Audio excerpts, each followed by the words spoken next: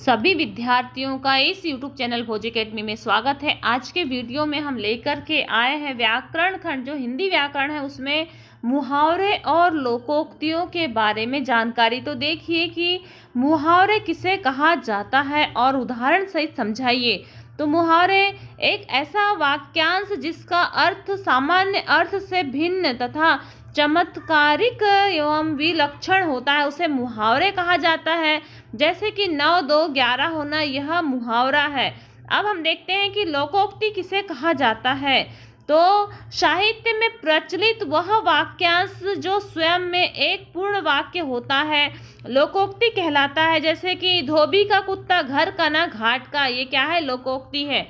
इसके बाद हम देखते हैं लोकोक्ति और मुहावरे में अंतर लिखिए।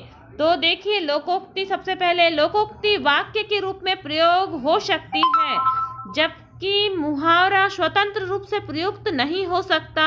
लोकोक्ति के लिए एक तदनुरूप संदर्भ की आवश्यकता होती है, जैसे कि जिसकी लाठी उसकी भैंस, और वैसे ही मुहावरे के लिए संदर्भ की आवश्यकता नहीं होती। आग बबूला होना, यह एक मुहावरा है। अब हम देखते हैं कुछ लोकोक्तियां और मुहावरे और उनका प्रयोग। तो देखिए कि गड़े मुर्दे उखाड़ना। तो जैसे गड़े मुर्दे उखाड़ना का अर्थ होता है पुरानी बातें पुनः उखाड़ना या पुरानी बातों को पुनः बोलना या बताना। तो इसका यदि हमको वाक्य में प्रयोग करना है तो लिखेंगे हम कि सद्भावना पैदा करने के लिए आवश्यक है कि हम गड़े मुर्दे उखाड़ना बंद कर दें। इसी प्रकार देखिए कि आ बैल मुझे मार, तो जानबूझ करके परेशानी मोल लेना, इसका वाक्य में प्रयोग आप स्वयं कर सकते हैं। आंखों का तारा, तो बहुत प्यारा या बहुत प्यार होना, जैसे कि इकलौता पुत्र होने के कारण विजय अपनी आंखों का तारा है। उसी प्रकार देखिए अपना उल्लू सीधा करना। तो अपना उल्लू सीधा करना का अर्थ है अपना स्वार्थ सिद्ध करना। प्रयोग है इसका, आजकल नेतागण मतदाताओं को बहला फुसलाकर अपना उल्लू सीधा करते हैं। फिर है अगला, आकाश के तारे तोड़ना, असंभव कार्य को पूर्ण करना। तो देखिए इसका प्रयोग है एवरेस्ट पर चढ़ाई करना आकाश के तारे तोड़ने के समान है। आग बबूला होना मतलब नाराज होना। प्रयोग है अपने अपमान की बात सुनकर मोहन आग बबूला हो गया। फिर है ईद का चांद होना, तो बहुत दिनों बाद मिलना। इसका प्रयोग है कि राम आजकल तुम कहाँ रहते हो, दिखाई नहीं देते, तो ईद के चांद हो गए हो। एक अनार 100 बीमार, तो एक वस्तु एक और चाहने वाले अनेक। इसका वाक्य में प्रयोग है मैं बाजार से एक खिलौना लाया और घर में 10 बच्चे हैं, यह तो एक अनार और 100 बीमार के जैसे हो गया। फिर देखिए ऊंट के मुंह में जीरा, आवश्यकता से बहुत कम प्रभाव होना। तो जिसे 5 व्यक्तियों के बीच मुट्ठी भर चना ऊंट के मुंह में जीरा के बराबर होता है। कसौटी पर कसना मतलब परखना, इसका प्रयोग होगा मैं यह जमीन कसौटी पर कसने के बाद ही खरीदूंगा। हाथ मारना मतलब कि घायल करना, इसका प्रयोग है मोहन ने सोहन के से कहा एक हाथ मारूंगा तो 32 बाहर निकल जाएगी। फिर देखिए अपने मुंह मियाँ मिट्ठू बनना, तो अपनी बढ़ाई स्वयं करना या अपनी बढ़ाई आप करना। इसका प्रयोग है टीना अपने स्वादिष्ट व्यंजनों की बखान करते अपने मुंह मियाँ मिट्ठू बन रही है। उसके बाद में देखिए कि अगला है 9 2 11 होना, डर कर भाग जाना, पुलिस को देख करके 9 2 11 हो गए। अंगूठा दिखाना, इनकार कर देना, राहुल ने नोट्स देने को कह दिया लेकिन परीक्षा के समय होने पर उसे अंगूठा दिखा दिया। फिर देखिए आस्तीन का साफ होना मतलब धोखेबाज मित्र, मुझे अपने मित्र मोहन पर अटूट विश्वास था लेकिन वह आस्तीन का साफ हो गया।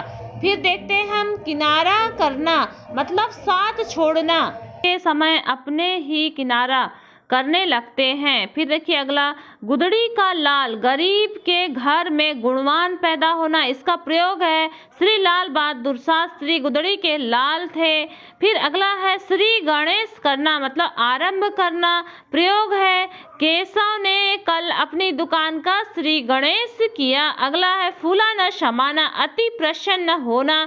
प्रयोग देखिए कि विद्यालय की वाद विवाद प्रतियोगिता में प्रथम स्थान प्राप्त होने पर मोहन फूला नहीं समा रहा है। फिर देखते हैं अगला कि कलेजे पर सांप लौटना, मतलब ईर्ष्या होने या जलन होना। प्रयोग है हमारा रहन सहन देखकर हमारे पड़ोसियों के कलेजे में सांप लौटने लगा।